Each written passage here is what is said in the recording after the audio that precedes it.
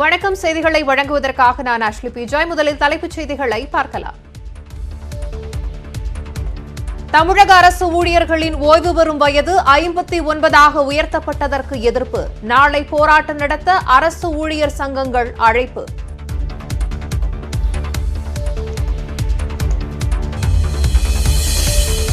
ஆந்திராவின் விசாகப்பட்டினத்தில் ரசாயன ஆலையில் விஷவாயு கசிந்து 5000 பேர் பாதிப்பு.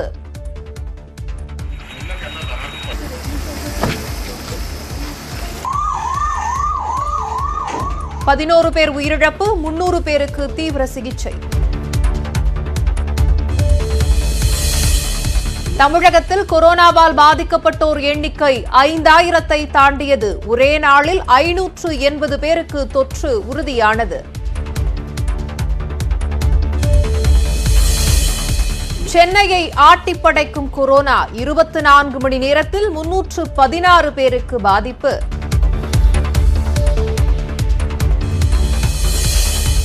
திருவள்ளூர், கடலூர் மாவட்டங்களில் 2ஆம் நாளாக இரட்டை இலக்கத்தில் பாதிப்பு. விழுப்புரத்தில் மேலும் 45 பேருக்கு உறுதியான கொரோனா.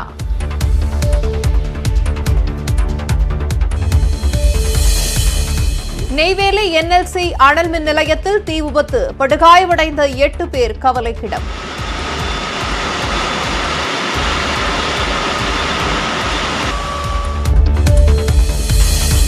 டாஸ்மாக் மதுக்கடை திறப்பை உற்சாகமாக வரவேற்ற மது குடிப்போர்.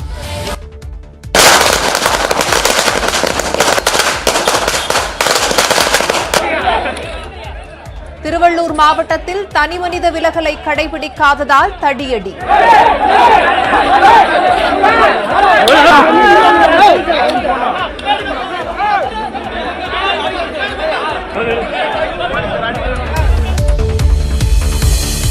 மதுக்கடைகள் திறப்பை கண்டித்து ஸ்டாலின் உள்ளிட்ட திமுகவினர் போராட்டம்.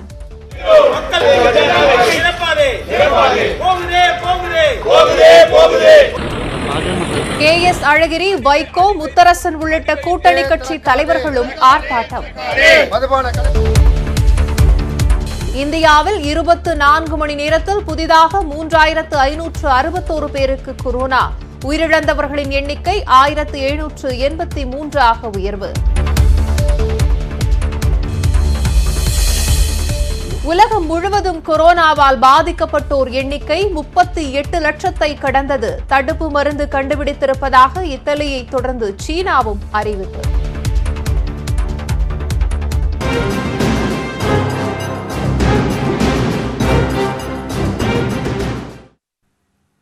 ஆந்திர மாநிலம் விசாகப்பட்டினம் அருகே ரசாயன ஆலையில் வாயு கசிவு ஏற்பட்டதில் 5000-க்கும் மேற்பட்டோர் பாதிக்கப்பட்டுள்ள நிலையில் குழந்தை உட்பட 11 பேர் உயிரிழந்துள்ளனர்.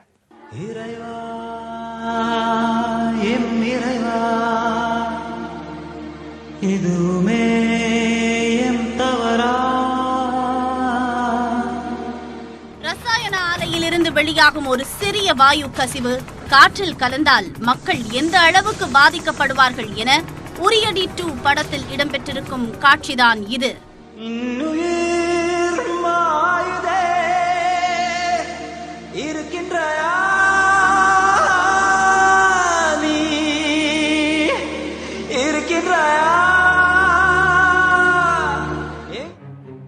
இதைப் போலவே ஆந்திர மாநிலத்திலும் ஒரு சம்பவம் இன்று அரங்கேறியுள்ளது. விசாகப்பட்டினம் அருகே உள்ள RR வெங்கடாபுரம் கிராமத்தில் LG நிறுவனத்திற்கு சொந்தமான ரசாயன தொழிற்சாலை செயல்பட்டு வருகிறது. கொரோனா ஊரடங்கால் மூடப்பட்டிருந்த ஆலையில் இன்று முதல் பணியாளர்கள் வேலைக்கு வரவிருந்ததால் ஆலையை தொடங்குவதற்கான ஆயத்த பணிகள் அவசர கதியில் நடைபெற்று வந்துள்ளன. இந்நிலையில் அதிகாலை 3 மணி அளவில் திடீரென ரசாயன வாயு கசிந்து வெளியேறியிருக்கிறது. ரசாயன வாயு காற்றில் கலந்ததால் சுற்றுவட்டார கிராமங்களில் வீடுகளில் தூங்கிக் கொண்டிருந்தோருக்கு மூச்சு விடுவதில் சிரமம் மற்றும் கண் எரிச்சல் ஏற்பட்டது. மேலும் கால்நடைகளும் வாயில் நுரை தள்ளி உயிரிழந்தன.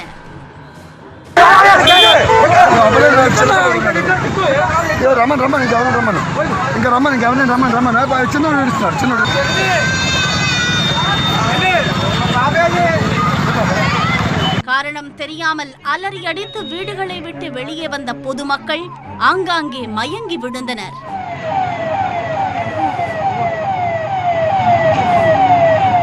தகவல் அறிந்து நிகழ்விடத்திற்கு வந்த போலீசார், தீயணைப்புத்துறை மற்றும் பேரிடர் மீட்புக் குழுவினர் பாதிக்கப்பட்டவர்களை ஆம்புலன்ஸ் மூலம் மருத்துவமனைகளுக்கு அனுப்பி வைத்தனர்.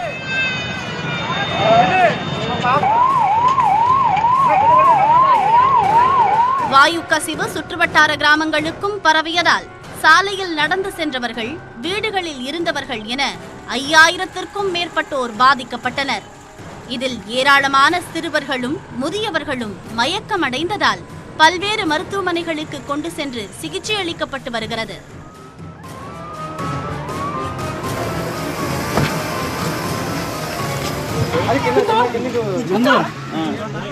இதையடுத்து 5 கிலோமீட்டர் சுற்றளவில் வசிக்கும் பொதுமக்கள் பாதுகாப்பான இடங்களுக்கு வெளியேற்றப்பட்டனர்.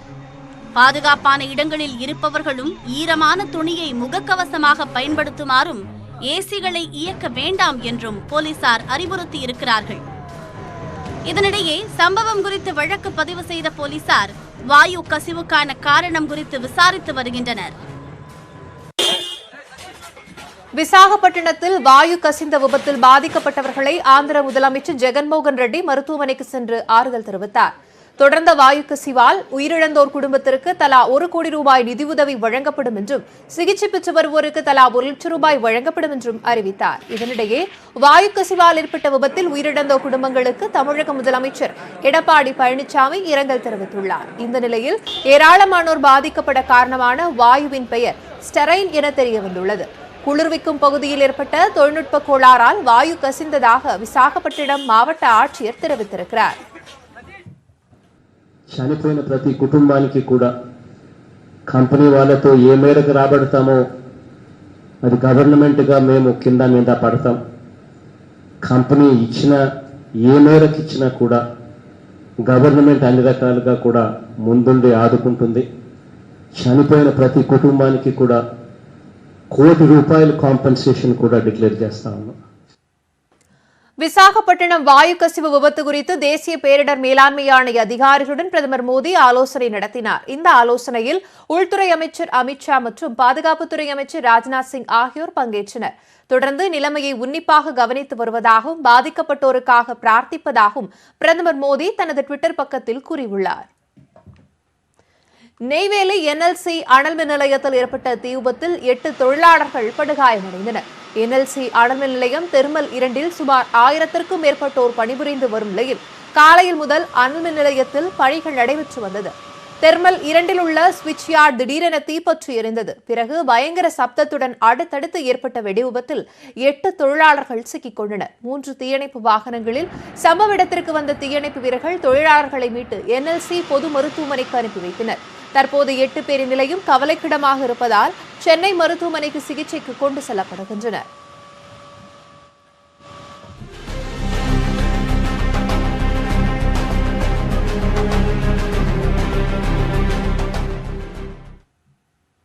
அரசு ஊழியர்களின் ஓய்வு பெறும் வயது வரம்பை 58லிருந்து 59ஆக உயர்த்தி தமிழக அரசு உத்தரவு பிறப்பித்திருக்கிறது. இதன் சாதக பாதகங்களை குறித்து இப்போது பார்க்கலாம். தமிழகத்தில் அரசு பணியாளர்களின் ஓய்வு பெறும் வயதை உயர்த்த கோரி நீண்ட காலமாக கோரிக்கை வைக்கப்பட்டு வந்தது.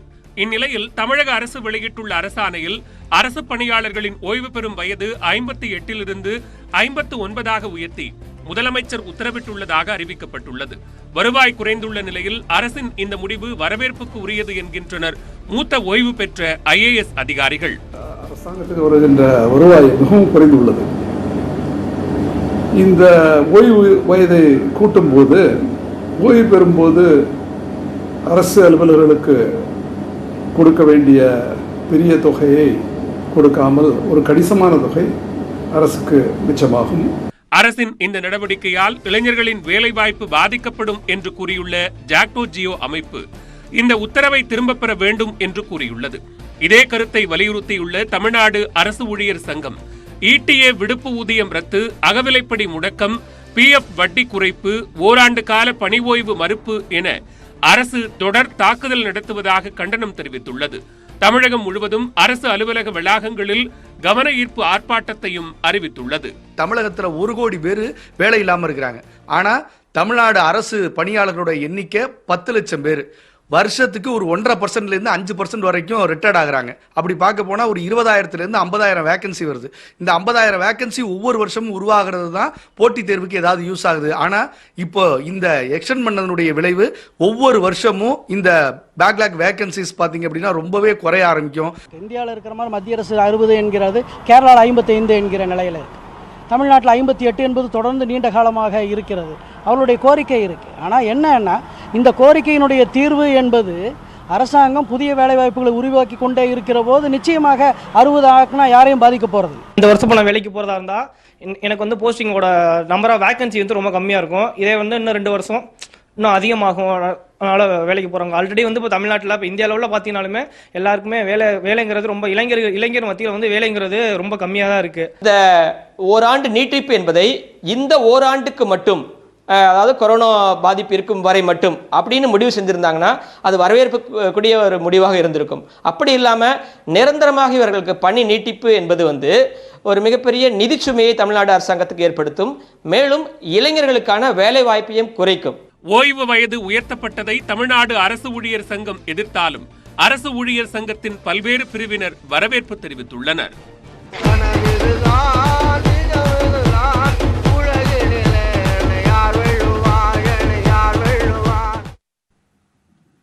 சென்னை தவிர்த்து தமிழகம் முழுவதும் 44 தினங்களுக்கு பிறகு டாஸ்மாக் கடைகள் திறக்கப்பட்டன. நீண்ட வரிசையில் காத்திருந்து மதுப்பிரியர்கள் மதுபானம் வாங்கிச் சென்றனர். திருப்பூரில் பட்டாசு வெடித்து கேக் வெட்டிய 3 பேர் கைது செய்யப்பட்டுள்ளனர். தண்ணிய போட்டா சந்தோஷம் பிறக்கும், தள்ளாடி நடந்தால் உல்லாசம் இருக்கும், என்னென்ன கவலை எல்லாமே பறக்கும், எப்போதும் மனசு நல்லா இருக்கும், என்னென்ன கவலை எல்லாமே பறக்கும், எப்போதும் மனசு நல்லா இருக்கும். சேலத்தில் மதுபான கடைகள் முன்பு காலையிலிருந்தே மதுப்பிரியர்கள் கூட்டம் நிரம்பி வழிந்தது. ஒரு ஃபுல் அல்லது 2 ஆஃப் அல்லது 4 குவார்ட்டர் அல்லது 4 பீர் மட்டுமே ஒருவருக்கு வழங்கப்பட்டது.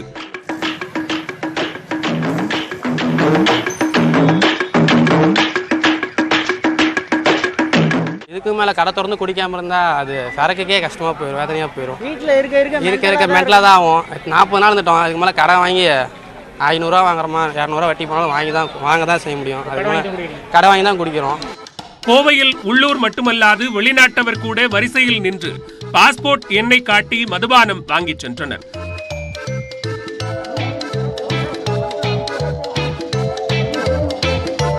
கிட்டாம்பாளையம் பகுதியில் டாஸ்மாக் திறக்கப்பட்ட போது மதுப்பிரியர்கள் கைத்தட்டியும் விசிலடித்தும் மகிழ்ச்சியை வெளிப்படுத்தினர்.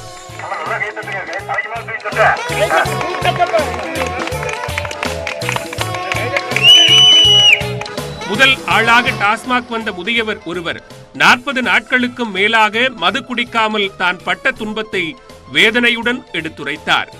எப்படியோ அழுகாச்சு தான் வருது. எங்கே பார்த்தாலும் மூஞ்சி முகரையெல்லாம் தொங்கு போட்டு இருந்தேன். யாருமே பார்த்தா என்னப்பா இப்படி இருக்கிற, என்னங்க பண்ணுறது, ஒன்றுமே வழியில் புழுதண்ணியை கரைச்சி கொடுத்தங்க. என்னதான் பண்ணுறதுன்னு ஒன்றுமே புரியலைங்க.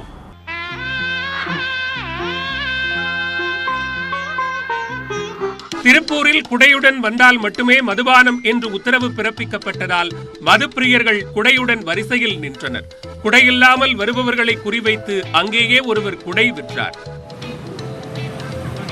கையில் பாட்டிலை வாங்கியவுடன் அதற்கு மலர் தூவிய ஒருவர் சாக்லேட் வழங்கி மகிழ்ச்சியை வெளிப்படுத்தினார்.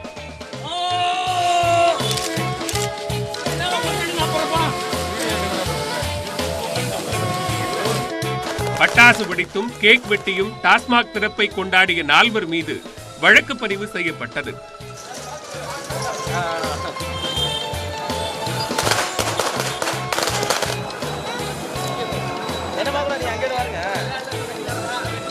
கொடைக்கானலில் ஆதார் இல்லாததால் இஸ்ரேல் சுற்றுலா பயணிக்கு மதுபானம் கொடுக்க டாஸ்மாக் ஊழியர்கள் மறுத்ததால் அவர் ஏமாற்றத்துடன் திரும்பிச் சென்றார். சென்னை திருவள்ளூர் எல்லையில் உள்ள கடையில் மதுபானம் வாங்க அதிக கூட்டம் குவிந்ததால் போலீசார் தடியடி நடத்தி கூட்டத்தை கலைத்தனர்.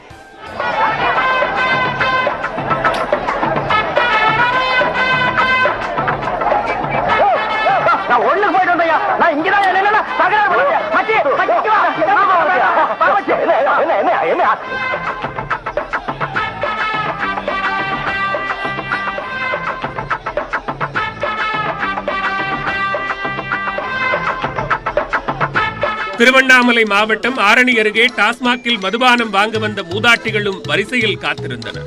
மதுபானம் வாங்கிய மகிழ்ச்சியை மூதாட்டி ஒருவர் பாடல் மூலமாக வெளிப்படுத்தினார்.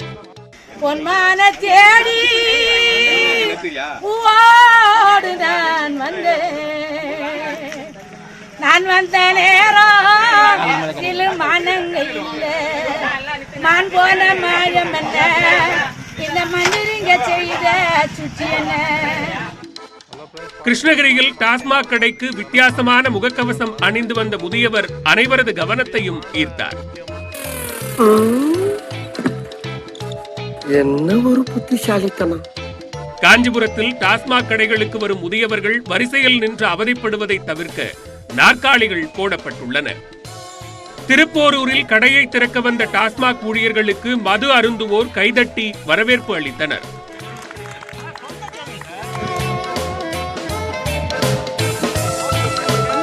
கடலூர் சாலையில் கண்ணுக்கெட்டிய தூரம் வரை மதுப்பிரியர்கள் வரிசையில் காத்திருந்தனர்.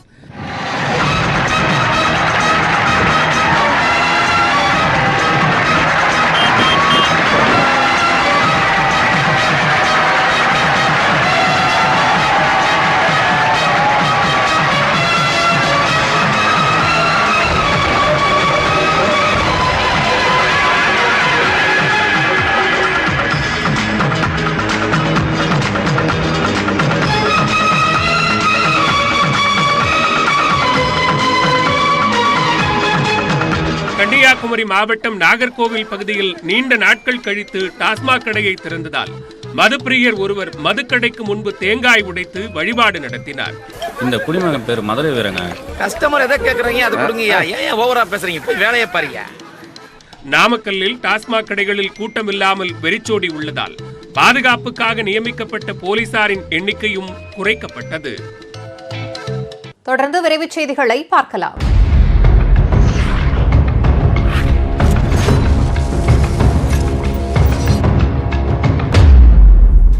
சொந்த ஊர்களுக்கு அனுப்பி வைக்க கோரி கேரளாவில் போராட்டத்தில் ஈடுபட்ட வெளிமாநில தொழிலாளர்களை காவல்துறையினர் தடியடி நடத்தி விரட்டினர். கேரள மாநிலம் எர்ணாகுளம் மாவட்டத்தில் வெளிமாநில தொழிலாளர்கள் திடீரென போராட்டத்தில் ஈடுபட்டனர். அப்போது தங்களை சொந்த ஊர்களுக்கு அனுப்பி வைக்க நடவடிக்கை எடுக்க வேண்டும் என அவர்கள் வலியுறுத்தினர். அப்போது காவல்துறையினர் பேச்சுவார்த்தையில் ஈடுபட்டனர். அதனை தொழிலாளர்கள் ஏற்காத எடுத்து தடியடி நடத்தி போராட்டத்தை காவல்துறையினர் கலைத்தனர்.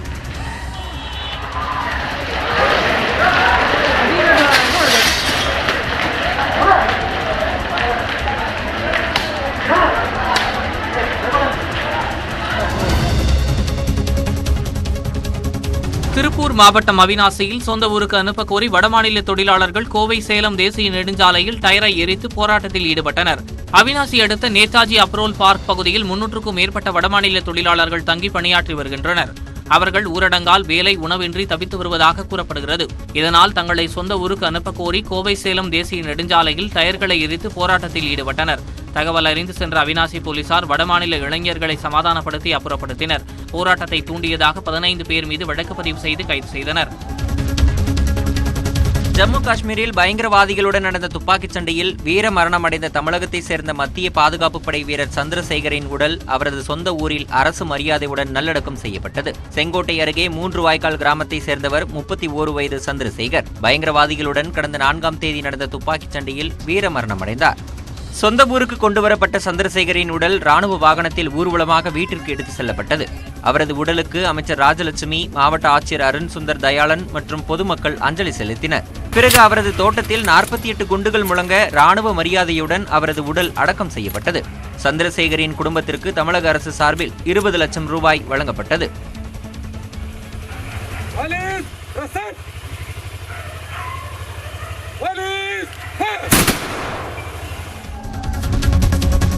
கோயம்பேடு காய்கனி சந்தை மூடப்பட்டுள்ள நிலையில் பூந்தமல்லி அடுத்த திருமழிசையில் தற்காலிக காய்கனி சந்தைகள் ஏற்பாடுகள் நிறைவடையாமல் உள்ளன. இதனால் காய்கனிகள் வாங்க வணிகர்கள் செல்வதில் பாதிப்பு ஏற்பட்டிருக்கிறது. திருமழிசை அருகே வேகமாக தயாராகி வந்த தற்காலிக காய்கனி சந்தையில் கழிப்பறை உள்ளிட்ட அடிப்படை வசதிகள் இல்லை என்றும் காய்கனிகளை அதிக அளவில் 200 சதுரடியில் சேமிக்க முடியாது என்றும் வியாபாரிகள் தெரிவித்தனர். இந்த நிலையில் திருமழிசையில் சென்னை காவல்துறை ஆணையர் கே விஸ்வநாதன் ஆய்வு செய்தார். லாரிகளில் வைத்து சிலர் காய்கனிகளை விற்றனர். காய்கனிகள் வாங்குவது தொடர்பாக வணிகர்கள் வெள்ளியன்று முடிவெடுக்க இருக்கிறார்கள். 3 நாட்களாக போதிய காய்கனிகள் வழங்கப்படாததால் சென்னையில் தட்டுப்பாடு ஏற்படும் அபாயம் ஏற்பட்டிருக்கிறது.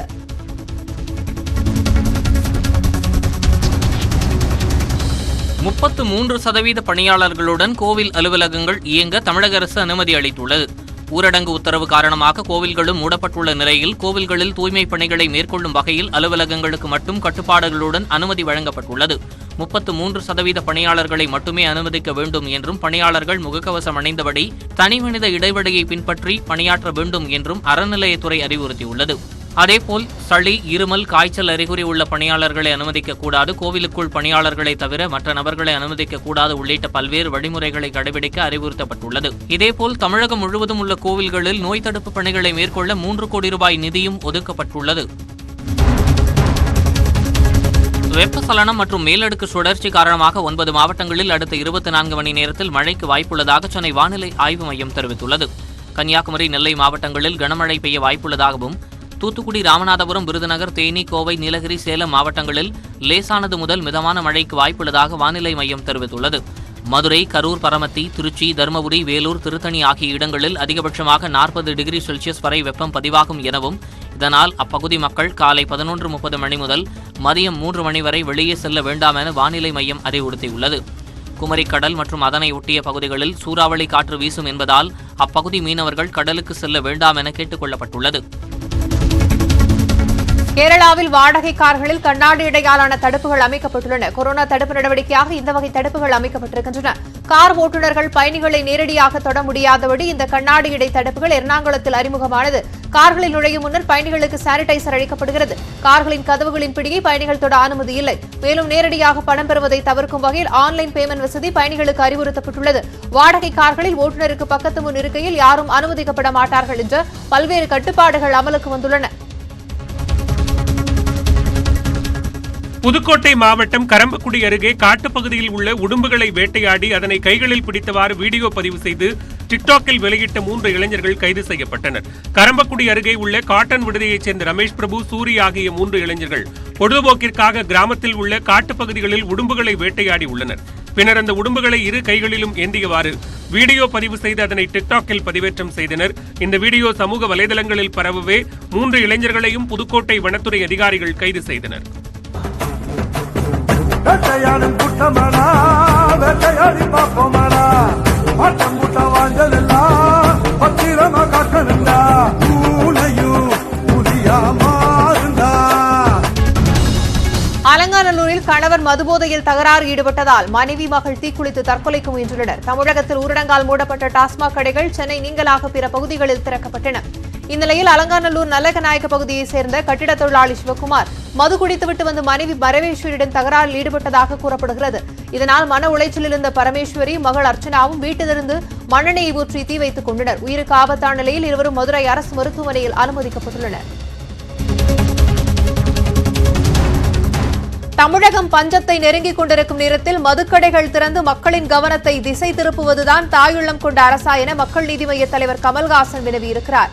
இதுகுறித்து அவர் வெளியிட்டுள்ள அறிக்கையில், கொரோனா வைரசுக்கு இருக்கும் உயிர் மீதான ஆசை கூட தமிழக மக்களுக்கு இருக்காது என அரசு நினைப்பதாக காட்டமாக விமர்சித்திருக்கிறார். மேலும் அரசு மதுக்கடைகளை மூடாவிட்டால் சுனாமி கொண்டு சென்ற உயிர்வலியை விட இந்த கொரோனா நோய் காலத்தில் திறக்கப்பட்டுள்ள சாராயாறு அதிக உயிர்வலியை கொண்டு செல்லும் எனவும் குற்றம் சாட்டியுள்ள கமல்ஹாசன், இது யாருக்கான அரசு எனவும் கேள்வி எழுப்பியுள்ளார். தயாரிப்பாளர்களுக்கு நிவாரணப் பொருளாக ரஜினிகாந்த் பெயரில் 3 கிலோ அரிசி வழங்கப்படுவதை எதிர்த்து ஓரம்போ படத்தின் தயாரிப்பாளர் பழனிக்குமார் தயாரிப்பாளர் சங்கத்தில் நிர்வாகிகளுடன் வாக்குவாதத்தில் ஈடுபட்டார். தயாரிப்பாளர்களுக்கு ரஜினிகாந்த் உதவ முன்வந்ததால் 1 மூட்டை அரிசி வழங்கி உதவலாம் அல்லது பணமாக வழங்கி உதவலாம் என்று அவர் கூறினார். தயாரிப்பாளர்களிடம் பணம் பெற்று உச்சநிலையை அடைந்த ரஜினிகாந்த் தயாரிப்பாளர்களுக்கு 3 கிலோ அரிசி வழங்குவது சரியில்லை என்று வாக்குவாதம் செய்தார். நீங்க கொடுங்க, நீ கொடு. ரஜினி பெரியா சொல்றீங்க, ரஜினி சார் மகான சத்தம் பேசுறது வாட்ஸ்அப்ல பேசுறது உண்மையை பேசுங்க. இந்தியாவில் கொரோனாவால் பாதிக்கப்பட்டவர்கள் எண்ணிக்கை 53,000-ஐ நெருங்கி வருகிறது. கடந்த 24 மணி நேரத்தில் புதிதாக 3,561 பேருக்கு தொற்று கண்டறியப்பட்டுள்ளதால் பாதிக்கப்பட்டவருடைய எண்ணிக்கை 52,952 அதிகரித்துள்ளது. 89 பேர் மரணமடைந்ததன் மூலமாக உயிரிழந்தவர் எண்ணிக்கை 1,783 ஆகியுள்ளது. இதுவரை 15,267 பேர் குணமடைந்து வீடு திரும்பியிருக்கிறார்கள். கடந்த 4 நாட்களில் மட்டும் 13,000க்கும் மேற்பட்டோருக்கு தொற்று கண்டறியப்பட்டுள்ளது. நாட்டிலேயே அதிகபட்சமாக மகாராஷ்டிராவில் 24 மணி நேரத்தில் 1362 பேருக்கு தொற்று உறுதி செய்யப்பட்டுள்ளது. அங்கு உயிரிழந்தவர்கள் எண்ணிக்கை 650ஐ தாண்டியுள்ளது. குஜராத்தில் பாதிக்கப்பட்டோருடைய எண்ணிக்கை 6625ஆக அதிகரித்துள்ளது. டெல்லியில் 5532 பேரும், ராஜஸ்தான் மற்றும் மத்திய பிரதேசத்தில் தலா 3000க்கும் மேற்பட்டோரும் தொற்று உறுதியாக இருக்கிறது.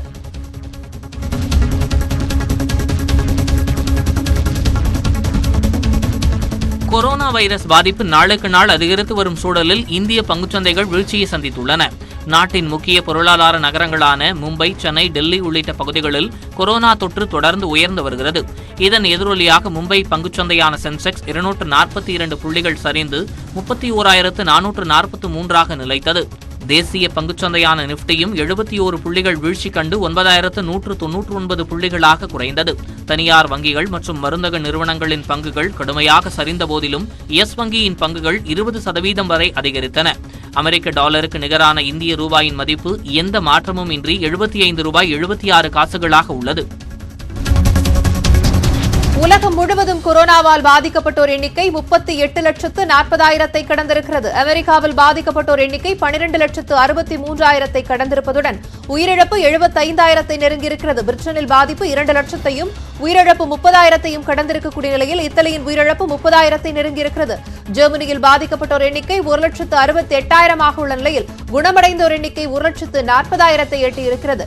சர்வதேச அளவில் இந்தியா 15வது இடத்திலிருந்து 14வது இடத்திற்கு சென்றுள்ளது.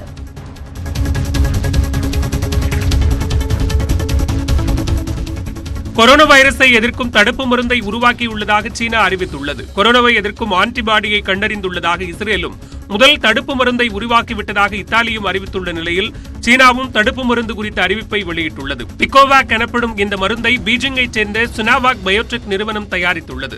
இந்த மருந்தை குரங்குகளில் செலுத்திய பின்பு 3 வாரங்கள் கழித்து கொரோனா வைரஸ் தாக்குதலுக்கு உட்படுத்தினர். 1 வாரம் கழித்து சோதித்து பார்த்தபோது குரங்குகளின் நுரையீரலில் வைரஸ் தொற்று இல்லாதது கண்டறியப்பட்டது.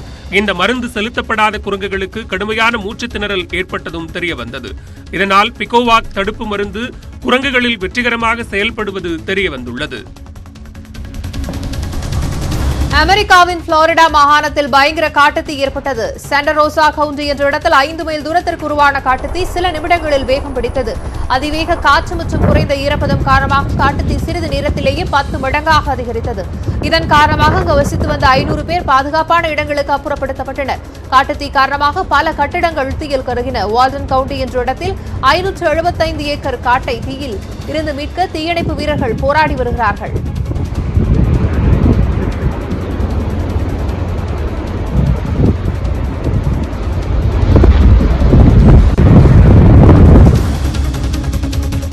மருத்துவ பட்ட மேற்படிப்பில் பிற்படுத்தப்பட்டோருக்கு வெறும் 3.8% இடஒதுக்கீடு வழங்கப்பட்டதற்கு எதிராக சமூக நீதி அமைப்புகள் இணைந்து போராட வேண்டும் என திராவிட கழக தலைவர் கி வீரமணி தெரிவித்திருக்கிறார். இதுகுறித்து அவர் வெளியிட்டுள்ள அறிக்கையில் கடந்த மாதம் 24ஆம் தேதி நடந்து முடிந்த மருத்துவக் கல்லூரி மேற்படிப்புக்கான முதல் சுற்று கலந்தாய்வில் பிற்படுத்தப்பட்டோருக்கு வெறும் 3.8% இடம் வழங்கப்பட்டிருப்பது மாபெரும் அநீதி என்று தெரிவித்துள்ளார்.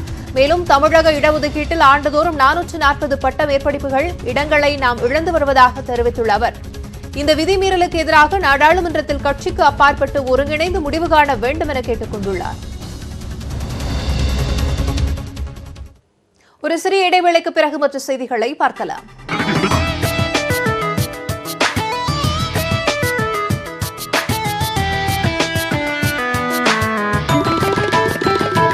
கொரோனா பாதிப்பு நாளுக்கு நாள் அதிகரித்து வருகிறது. சுகாதாரத்துறை வெளியிட்டுள்ள அறிக்கையின்படி மேலும் 580 பேருக்கு தொற்று உறுதி செய்யப்பட்டுள்ளது. இதனால் பாதிக்கப்பட்டோரின் எண்ணிக்கை 5409 எட்டியிருக்கிறது.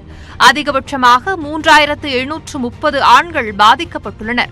பெண்கள் 1677 பேரும், திருநங்கைகள் 2 பேரும் பாதிக்கப்பட்டுள்ளனர். மேலும் 2 உயிரிழந்ததால் உயிரிழந்தோர் எண்ணிக்கை 37ஆக அதிகரித்துள்ளது.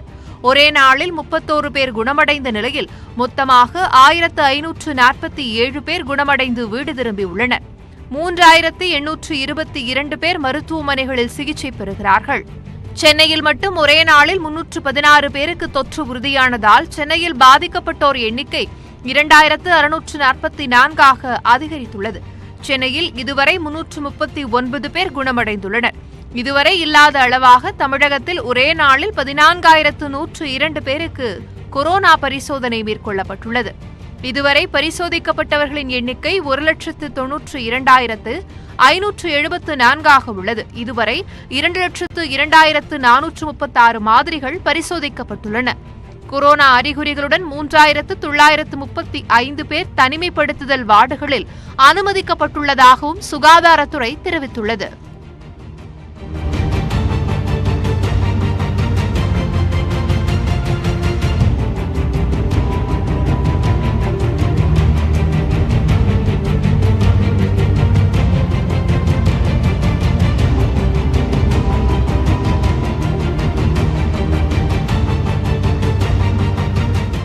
தமிழகத்தில் கடந்த 24 மணி நேரத்தில் 22 மாவட்டங்களில் புதிதாக கொரோனா தொற்று கண்டறியப்பட்டுள்ளது. சென்னைக்கு அடுத்ததாக திருவள்ளூரில் 63 பேருக்கு புதிதாக தொற்று கண்டறியப்பட்டுள்ளது. இதனால் திருவள்ளூரில் பாதிக்கப்பட்டோருடைய எண்ணிக்கை 192 அதிகரித்துள்ளது. விழுப்புரத்தில் 45 பேருக்கு புதிதாக தொற்று கண்டறியப்பட்டிருக்கிறது. இதனால் பாதிக்கப்பட்டோருடைய எண்ணிக்கை 205 உயர்ந்துள்ளது. பெரம்பலூரில் 33 பேருக்கும், கடலூரில் 32 பேருக்கும், பெரம்பலூரில் 24 பேருக்கும் புதிதாக கொரோனா தொற்று கண்டறியப்பட்டுள்ளது. திருவண்ணாமலையில் 17 பேருக்கும், ராணிப்பேட்டையில் 7 பேருக்கும் கொரோனா தொற்று கண்டறியப்பட்டிருக்கிறது. தொடர்ந்து பசுமை மண்டலமாக இருந்து வந்த கிருஷ்ணகிரியில் கடந்த சில தினங்களாக பாதிப்பு அதிகரித்து மொத்தமாக 8 பேருக்கு கொரோனா தொற்று உறுதி செய்யப்பட்டுள்ளது.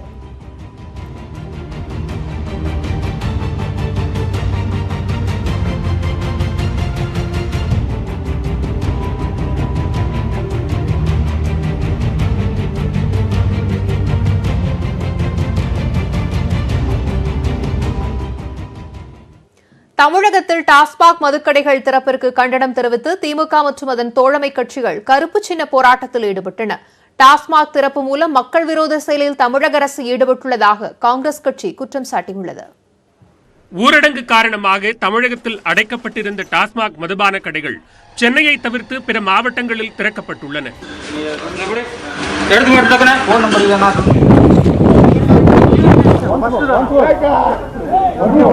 இதற்கு எதிராக திமுக மற்றும் அதன் தோழமை கட்சிகள் கருப்பு சின்ன போராட்டத்திற்கு அழைப்பு விடுத்தன. திமுக தலைவர் மு க ஸ்டாலின் சென்னை ஆழ்வார்பேட்டையில் உள்ள தனது இல்லத்தில் குடும்பத்தினருடன் போராட்டத்தில் ஈடுபட்டார். அவர் கருப்பு உடைகள் அணிந்தும் கருப்பு கொடி ஏந்தியும் தனிமனித விலகலை கடைபிடித்தவாறு கண்டன குரல் எழுப்பினார்.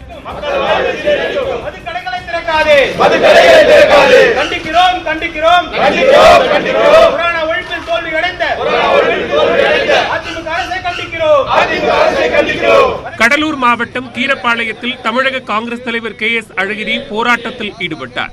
பின்னர் பேசிய அவர், டாஸ்மாக் திறப்பு மூலம் கொரோனா தடுப்பு பணியில் ஈடுபட்டு வரும் முன்கள பணியாளர்களின் தியாகத்தை பாழாக்கியுள்ளது என்றார்.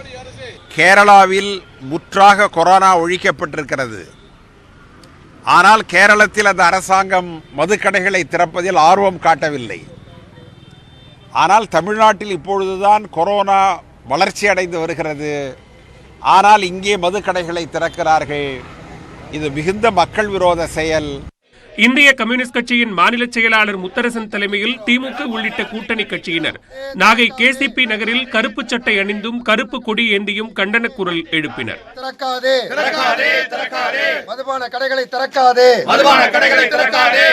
இதேபோன்று தியாகராய நகரில் உள்ள மார்க்சிஸ்ட் அலுவலகம் முன்பு அக்கட்சியின் மாநில செயலாளர் K பாலகிருஷ்ணன் தலைமையில் கண்டன ஆர்ப்பாட்டம் நடைபெற்றது.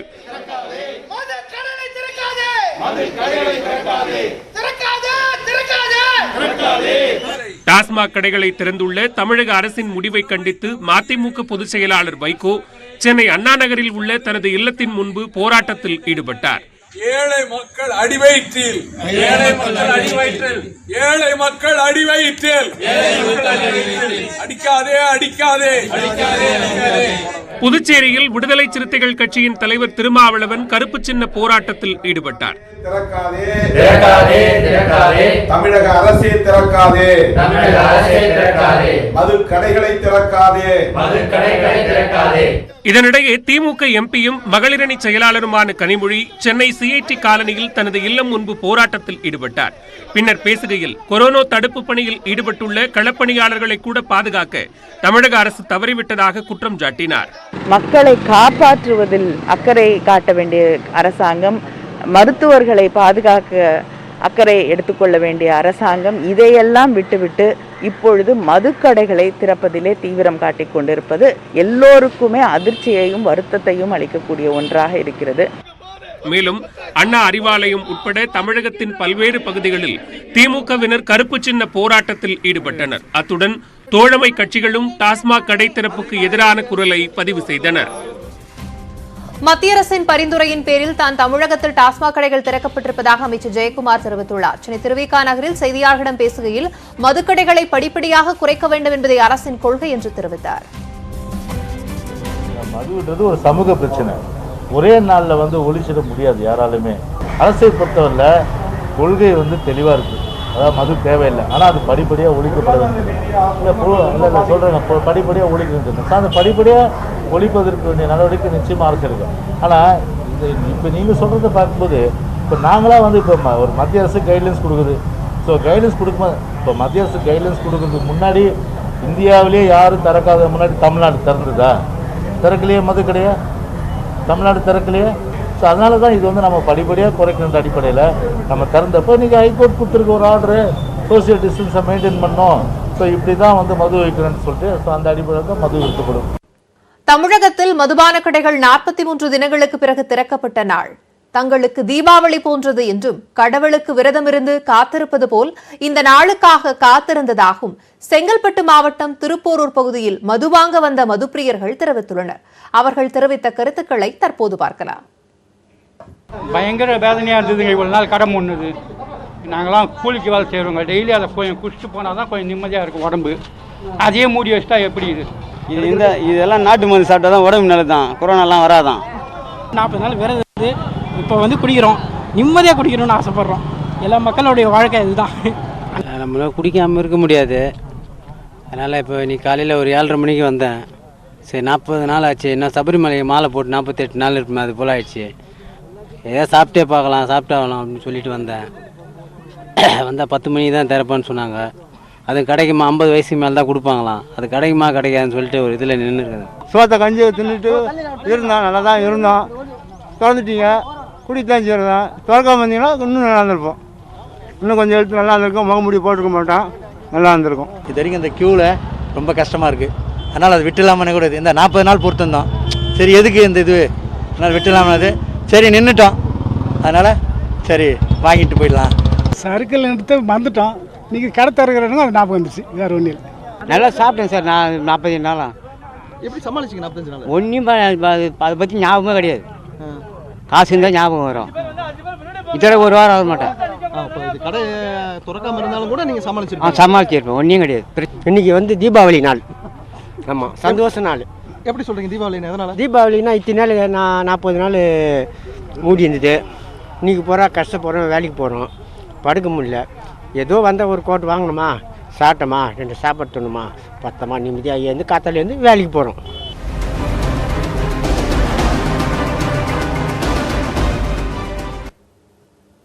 வரலாற்றில் முதன்முறையாக கள்ளழகர் வைகை ஆற்றில் எழுந்தருளும் நிகழ்வு தடைபட்டுள்ளது. இதேபோன்று தமிழகத்தின் பல்வேறு பகுதிகளில் சித்ரா பௌர்ணமியை ஒட்டி நடக்கும் திருவிழாக்கள் தடைபட்டுள்ளன.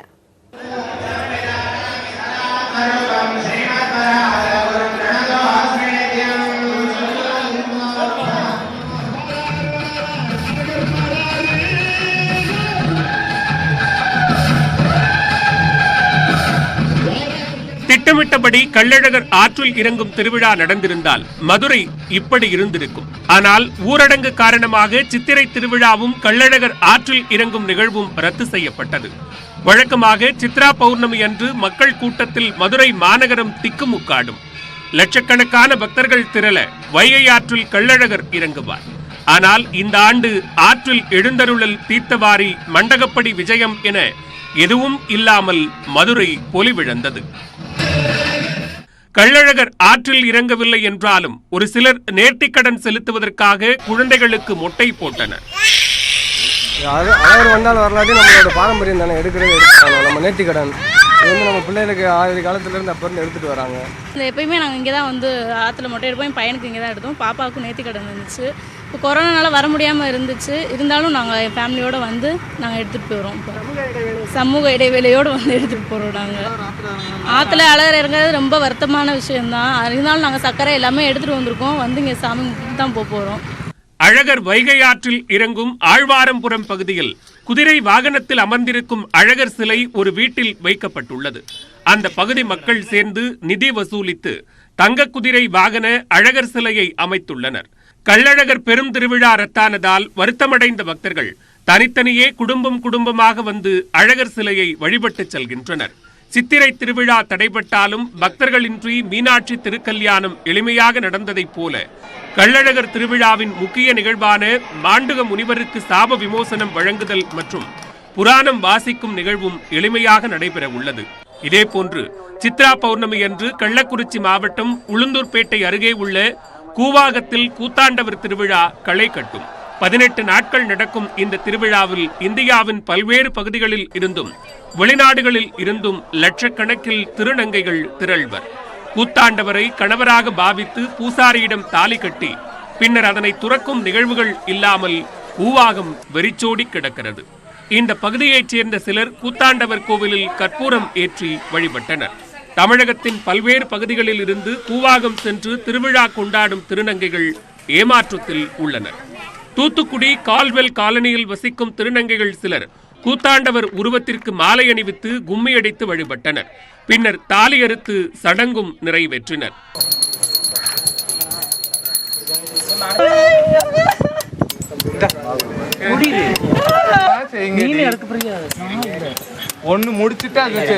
வழக்கமாக திருவண்ணாமலை அண்ணாமலையார் கோவில் சித்ரா பௌர்ணமி கிரிவலத்தில் சுமார் 5 லட்சம் பக்தர்கள் பங்கேற்பர். கிரிவலத்திற்கு தடை விதிக்கப்பட்டுள்ள சூழலில் கிரிவல பாதை செல்லும் வழி மற்றும் அடி அண்ணாமலை உள்ளிட்ட பகுதிகளில் தடுப்பு அமைக்கப்பட்டு பாதுகாப்பு பணியில் போலீசார் ஈடுபட்டு வருகின்றனர். லட்சக்கணக்கான பக்தர்கள் திரண்டு அரோகரா முழக்கமிடும் மாட வீதிகள் ஆள் அரவமற்று கிடக்கின்றன. கொரோனா பரவலில் தமிழகத்திற்கு சென்னை எப்படி மையமாக திகழ்கிறதோ அப்படி குஜராத் மாநிலத்திற்கு அகமதாபாத் நகரம் இருக்கிறது. குஜராத் முழுவதும் தொற்று கண்டறியப்பட்டுள்ள 6600 பேரில் அகமதாபாத்தில் வசிப்பவர்கள் 70 விழுக்காட்டினர். இங்கு தொடர்ந்து 3 நாட்களாக தலா 25 பேருக்கு மேல் உயிரிழந்தது அகமதாபாத்தையே அதிர்ச்சி அடைய வைத்துள்ளது. ஆனால் அந்நகரத்தில் ஒரு வாரத்திற்கு முழு ஊரடங்கு அமல்படுத்தப்பட்டுள்ளது. பால், மருந்து கடைகள், மருத்துவமனைகள் மட்டுமே திறந்திருக்கும். காய்கறி, மளிகை, பழக்கடைகள் உள்ளிட்ட கடைகள் ஒரு வாரத்திற்கு மூடப்பட்டுள்ளன. சூரத் நகரத்திலும் சனிக்கிழமை முதல் காய்கறி கடைகள் மூடப்படுகின்றன. அகமதாபாத்தில் மூடப்பட்ட தனியார் மருத்துவமனைகளை கொரோனா சிகிச்சைக்காக 2 நாட்களுக்குள் திறக்க மாநகராட்சி அறிவுறுத்தியுள்ளது. மறுத்தால் மருத்துவமனைகளின் உரிமம் ரத்து செய்யப்படும் என்றும் தனியார் மருத்துவர்கள் கொரோனா பாதித்தவர்களின் வீட்டிற்கே சென்று மருத்துவம் பார்க்க வேண்டும் என்றும் எச்சரித்துள்ளனர். ஹோட்டல்களை கொரோனா சிகிச்சை மையங்களாக மாற்றவும் முடிவு செய்யப்பட்டுள்ளது. இதற்கு மத்தியில் தமிழகத்தில் கபசுர குடிநீர் போல குஜராத்தில் ஆயுர்வேத கதா என்ற மூலிகை குடிநீர் வழங்கப்படுகிறது. தனிமைப்படுத்தப்பட்ட 3500 பேர் இந்த மூலிகை குடிநீரை அருந்தியதில் வெறும் 11 பேர் மட்டுமே கொரோனாவால் பாதிக்கப்பட்டதாக அம்மாநில அரசு கூறியுள்ளது. இதனிடையே பிப்ரவரி 24 அமெரிக்க அதிபர் டிரம்ப் வருகை தந்ததே அகமதாபாத்தில் கொரோனா பரவ காரணம் என அம்மாநில காங்கிரஸ் குற்றம் சாட்டியுள்ளது. அப்போது வந்த வெளிநாட்டினருக்கு பரிசோதனை செய்யாதது தொடர்பாக உயர்நீதிமன்றத்தில் வழக்கு தொடரவும் காங்கிரஸ் முடிவு செய்துள்ளது. உலகளவில் மேற்கொள்ளப்பட்ட கொரோனா தொடர்பாக தொடர்ந்து பல்வேறு ஆராய்ச்சிகள் மேற்கொள்ளப்பட்டு வருகின்றன. அவ்வாறு மேற்கொள்ளப்பட்ட ஆய்வில் கொரோனா பாதித்தவர்களுக்கு பல புதிய அறிகுறிகள் இருப்பது கண்டறியப்பட்டுள்ளது. வறட்டு இருமல், காய்ச்சல், உடல் சோர்வு ஆகியவை கொரோனாவின் பொதுவான அறிகுறிகள். இவற்றுடன் உடல்வலி, சளி, தொண்டை வறட்சி போன்றவையும் கொரோனாவின் அறிகுறிகளாக உலக சுகாதார அமைப்பு கூறியுள்ளது. கொரோனாவால் பாதிக்கப்பட்டவர்களில் சிலருக்கு அரிதாக வயிற்றுப்போக்கு ஏற்படுவதும் பின்னர் கண்டறியப்பட்டது. இந்த நிலையில் கொரோனாவால் பாதிக்கப்பட்டவர்களுக்கு மேலும் பல அறிகுறிகள் தென்படுவதாக ஐரோப்பிய அறிவியல் இதழ் தெரிவித்திருக்கிறது. இத்திலையில் மேற்கொள்ளப்பட்ட ஆய்வில் கொரோனாவால் பாதிக்கப்பட்ட குழந்தைகள் மற்றும் விடலை பருவத்தினருக்கு கால் பாதங்களில் அரிப்பு ஏற்படுவது கண்டறியப்பட்டுள்ளது. பாதத்தின் அடிப்புறத்திலும் பக்கவாட்டிலும் தோலின் நிறம் பழுப்பாக மாறுவதுடன் அரிப்பு ஏற்படுவதும் கொரோனாவின் அறிகுறியே என்று அந்த ஆய்விதழ் தெரிவித்துள்ளது. இதேபோன்று கொரோனா பாதித்த சிலருக்கு கை மற்றும் விரல்களிலும் இதுபோன்ற அரிப்பு ஏற்படுவதை அந்த ஆய்விதழ் சுட்டிக்காட்டியுள்ளது. இந்த புதிய அறிகுறிக்கு கோவிட் பாதம் என்றும் பெயரிடப்பட்டுள்ளது. இதேபோல் கொரோனா வைரஸ் சுவாச மண்டலத்தின் மேல் பகுதியை பாதிக்கும் போது அதன் தொடர்ச்சியாக கண்கள் இளஞ்சிவப்பாக மாறுவதும் கொரோனாவின் அறிகுறியே என்று கூறுகின்றனர் பிரிட்டன் கண் மருத்துவர்கள். ஸ்பெயின் மருத்துவர்கள் மேற்கொண்ட ஆய்வில் கொரோனா பாதிக்கப்பட்டவர்களுக்கு இரத்த ஓட்டம் தடைபடுவதால் தோலில் நிறம் மாறுவதை கண்டுபிடித்துள்ளனர். 375 பேருக்கு மேற்கொள்ளப்பட்ட ஆய்வில் 6% பேருக்கு இந்த அறிகுறி தென்பட்டுள்ளது. இதன்படி தோலின் நிறம் பழுப்பாகவோ அல்லது இளஞ்சிவப்பு பட்டையாகவோ மாறுவதும் கொரோனாவின் அறிகுறியாக கண்டறியப்பட்டுள்ளது. சீனாவில் கொரோனாவால் பாதிக்கப்பட்ட 214 பேருக்கு மேற்கொள்ளப்பட்ட ஆய்வில் 36% பேருக்கு நரம்பு மண்டல பாதிப்பால் ஏற்படும் மயக்கம் மற்றும் தலைவலி ஆகிய அறிகுறிகள் இருப்பது கண்டறியப்பட்டுள்ளது. நியூயார்க் மருத்துவர்கள் மேற்கொண்ட ஆய்வில் உடல் எரிச்சலும் கொரோனாவின் அறிகுறியாக கண்டறியப்பட்டுள்ளது. உடலில் எதிர்ப்பு சக்தி உருவாவதன் அளவின் அடிப்படையில் இந்த அறிகுறி தென்படும் என்று மருத்துவர்கள் தெரிவிக்கின்றனர். அதாவது அதிக அளவு எதிர்ப்பு சக்தி உருவாகும் பட்சத்தில் அது உடல் எரிச்சலை ஏற்படுத்தும் என்றும் மருத்துவர்கள் கூறுகின்றனர். நடிகர்களின் பெயரில் போலி கணக்குகள் இயங்குவதும் இது தொடர்பாக நடிகர்கள் எச்சரிப்பதும் நாளுக்கு நாள் அதிகரித்து வருகிறது. இளம் நடிகர்கள் மட்டுமல்லாமல் சீனியர் நடிகர்களையும் போலி கணக்குகள் விட்டு வைக்கவில்லை. நான் உங்ககிட்ட என்ன சொன்னேன்? பழம் வாங்கி சொன்னீங்க. எத்தனை பழம்? 2 பழம். நான் உங்ககிட்ட எவ்வளவு கொடுத்தேன்? 1 ரூபா. 1 ரூபாய்க்கு எத்தனை பழம்? 2 பழம். ஒண்ணு இந்த இருக்கு, இன்னொன்னு எங்க? இன்னொன்னு தாங்க இது.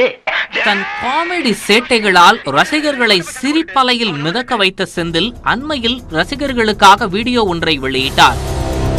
அதில் தன் பெயரில் ட்விட்டரில் போலி கணக்கு இயங்குவதாகவும் தனக்கு ட்விட்டர், ஃபேஸ்புக் என்றால் என்னவென்றே தெரியாது எனவும் கூறி ரசிகர்களை எச்சரிக்கையுடன் இருக்கும்படி அறிவுறுத்தினார். பத்திரிகை ஊடகம், டிவி ஊடகம், இது 2 தான் எனக்கு தெரியும். மற்ற ஊடகம் எனக்கு தெரியவே தெரியாது. இந்த ட்விட்டர், இந்த ஃபேஸ்புக்கு இதெல்லாம் வந்துக்கிட்டு இருக்கேன், எனக்கு தெரியாது. தப்பான முறையில் வந்துக்கிட்டு இருக்கு. அது யாரும் நம்பாதீங்க. அதுவே நான் இல்லை. தயவுசெய்து அதை யாரும் நம்புவேன். கண்கள் இரண்டால் உன் கண்கள் இரண்டால் என்னை கட்டி இழுத்தாய் இழுத்தாய் போதாதே. சுப்பிரமணியபுரம் போராளி படங்களில் நடித்தவர் சுவாதி. இன்ஸ்டாகிராம் தவிர வேறெந்த சமூக வலைதளத்திலும் இல்லை. ஆனால் இவருடைய பெயரில் ட்விட்டரில் போலி கணக்குகள் இயங்குவதை அறிந்த அவர் இது தொடர்பாக விளக்கம் ஒன்றை வெளியிட்டார்.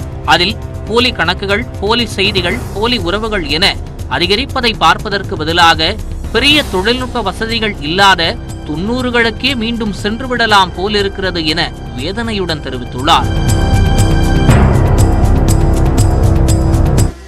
இதேபோல் போலி கணக்கு விவகாரத்தில் அண்மையில் சிக்கிய மற்றொரு நடிகை நிவேதா பெத்துராஜ்.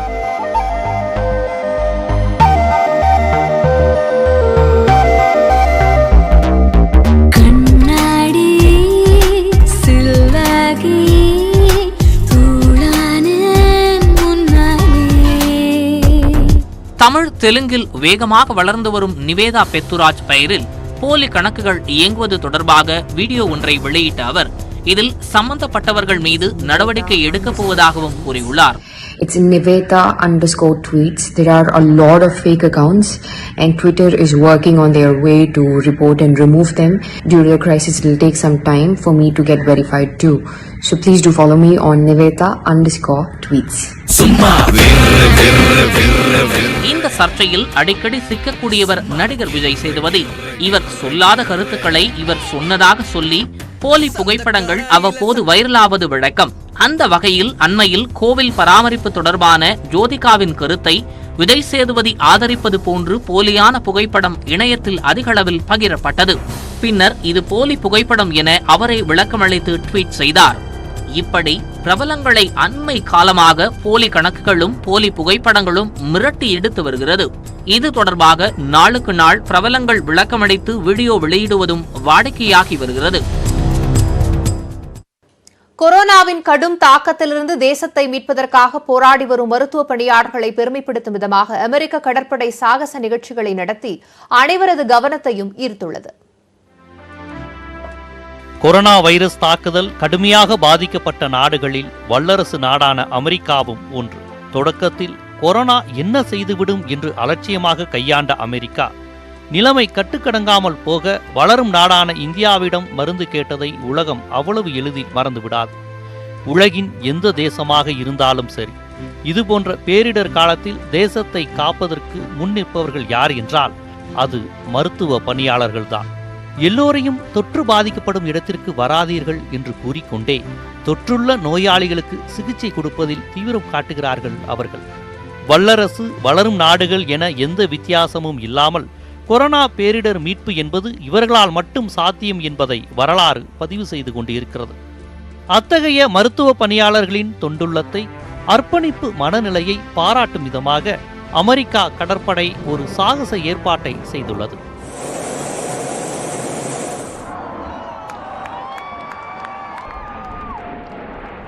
அமெரிக்காவின் டெக்சாஸ் உட்பட முக்கிய மாகாணங்களில் அந்த சாகச நிகழ்ச்சி நடத்தி காட்டி சுகாதார பணியாளர்களுக்கு மரியாதையும் செய்யப்பட்டது.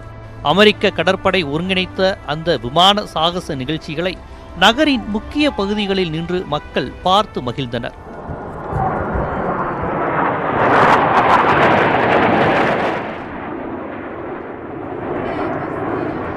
இந்த மருத்துவ பேரிடர் காலத்தில் தன் தேச மக்களையே குடும்ப உறுப்பினர்களாக கருதி தொண்டு செய்யும் இதுபோன்ற உள்ளத்தினர் உலகம் முழுவதும் பரவி இருக்கின்றனர். அவர்களுக்கு நன்றி செலுத்த வேண்டிய கடமை தேசத்தின் இராணுவத்தினருக்கு மட்டுமல்ல, மனிதம் நிறைந்த மனிதர்கள் அனைவருக்கும் உண்டு. நியூஸ் 18 தமிழ்நாடு செய்திகளுக்காக ஜீவசகாப்தன். தொடர்ந்து விரைவுச் செய்திகளை பார்க்கலாம்.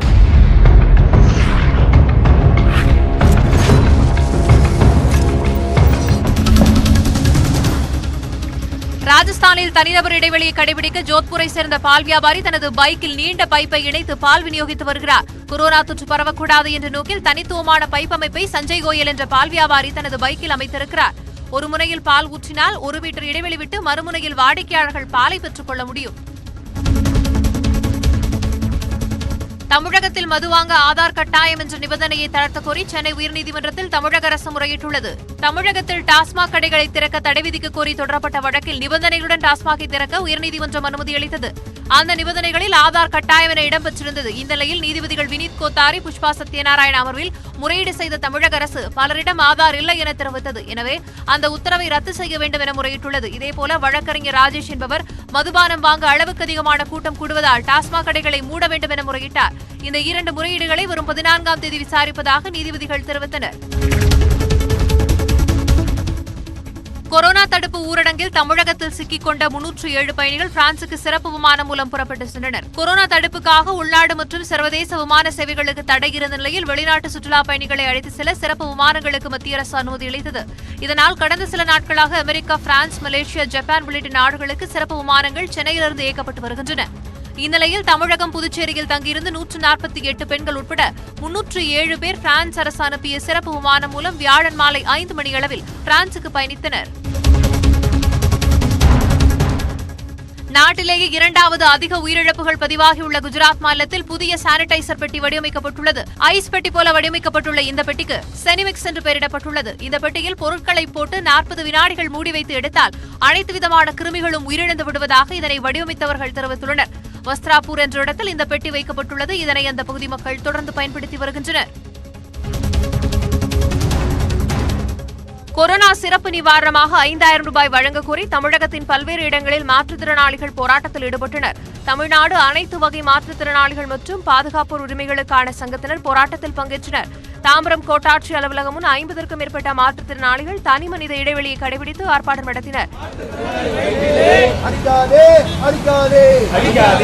சிவகங்கை மாவட்டம் மானாமதுரை தாலுகா அலுவலகம் முன்பு மாற்றுத்திறனாளிகள் ஆர்ப்பாட்டம் செய்தனர். அரசு அறிவித்த 1000 ரூபாய் நிவாரணத் தொகை கூட தங்களுக்கு இன்னும் கிடைக்கவில்லை என அவர்கள் ஆதங்கம் தெரிவித்தனர். இதேபோன்று ராணிப்பேட்டை மாவட்டம் நெமிலியிலும் மாற்றுத்திறனாளிகள் ஆர்ப்பாட்டம் நடத்தினர். மெக்சிகோவில் ஊரடங்கு விதிமுறைகளை மீறுவோருக்கு சாலைகள் சுத்தம் செய்வது உள்ளிட்ட வித்தியாசமான தண்டனைகள் வழங்கப்பட்டு வருகின்றன.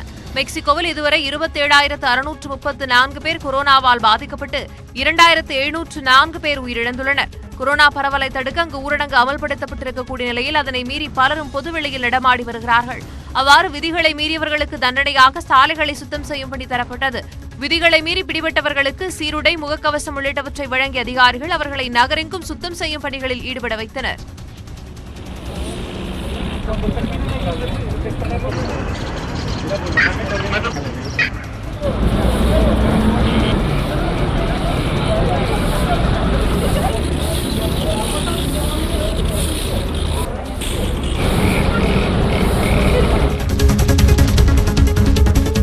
ஊரடங்கு காலத்தில் சொந்த ஊர் திரும்பிச் செல்ல முயன்ற வெளிமாநில தொழிலாளர்கள் 42 பேர் சாலை விபத்துகளில் உயிரிழந்ததாக தகவல் வெளியாகியுள்ளது. சேவ் லைஃப் ஃபவுண்டேஷன் என்ற அமைப்பு இதுகுறித்த அறிக்கை ஒன்றை வெளியிட்டுள்ளது. அதில் ஊரடங்கு காலத்தில், அதாவது மார்ச் 24ஆம் தேதி முதல் மே 3ஆம் தேதி வரையிலான காலகட்டத்தில் சாலை விபத்துகளில் 140 பேர் உயிரிழந்ததாகவும் அதில் 30 விழுக்காடு, அதாவது 42 பேர் இடம்பெயர் தொழிலாளர்கள் என்றும் கூறப்பட்டுள்ளது. இதை தவிர அத்தியாவசிய சேவைகளில் ஈடுபட்டிருந்த 17 தொழிலாளர்களும் சாலை விபத்துகளில் ஊரடங்கு காலத்தில் உயிரிழந்ததாக அந்த அமைப்பு கூறியுள்ளது. இந்த எண்ணிக்கை அதிகரிக்க வாய்ப்புள்ளதாகவும் சேவ் லைஃப் ஃபவுண்டேஷன் அமைப்பு தெரிவித்துள்ளது. இத்துடன் இந்த செய்தி தொகுப்பு நிறைவடைகிறது. தொடரும் அண்மை செய்திகளுக்கு இணைந்திருங்கள். இது உங்கள் நியூஸ் 18 தமிழ்நாடு.